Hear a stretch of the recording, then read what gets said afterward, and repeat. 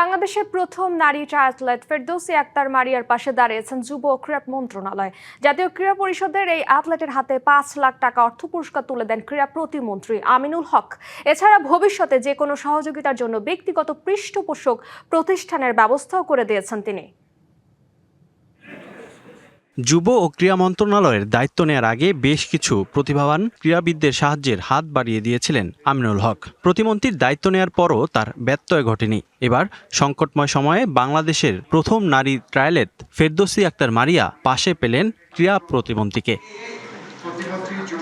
যখন অর্থের অভাবে ফ্রান্সে অনুষ্ঠিত আয়রনম্যান 70.3 চ্যাম্পিয়নশিপ খেলার স্বপ্ন থমকেছিল মারিয়ার, তখন তার পাশে দাঁড়িয়েছেন যুব ও ক্রীড়া প্রতিমন্ত্রী আমিনুল হক। আসন্ন আয়রনম্যান চ্যাম্পিয়নশিপের জন্য তাকে ৫ লাখ টাকা অর্থ পুরস্কার দিয়েছে যুব ও ক্রীড়া মন্ত্রণালয়। শুধু এককালীন অর্থ সাহায্যই নয়, পরবর্তীতে তার যে কোনো সহযোগিতার জন্য ব্যক্তিগত পৃষ্ঠপোষক প্রতিষ্ঠানের ব্যবস্থাও করে দিয়েছেন আমিনুল হক। আমরা সকল ক্রীড়াবিদদের পাশে সবসময় রয়েছে এবং ক্রীড়াবিদদেরকে ফোকাস করে আমরা আগামীর বাংলাদেশে ক্রীড়াঙ্গনের মাধ্যমে একটি সুন্দর পরিবেশ গড়ে তুলতে চাই। আমাদের সেই সহযোগিতা, আমাদের মাননীয় প্রধানমন্ত্রী সেই সহযোগিতা কিন্তু চলমান রয়েছে এবং এটি সবসময় ওই পরিবারগুলো, ওই ক্রীড়াবিদদের প্রতি আমাদের মাননীয় প্রধানমন্ত্রীর এই সহযোগিতা অব্যাহত থাকবে। পরবর্তীতে ট্রেনিং থেকে শুরু করে টুর্নামেন্টের যে কোনো প্রয়োজনে মারিয়ার পাশে থাকার প্রতিশ্রুতি দিয়েছে পৃষ্ঠপোষক প্রতিষ্ঠানটি। ফেরদৌসী আক্তার মারিয়া একমি পরিবারের সদস্য হিসাবেই বিবেচিত হবে।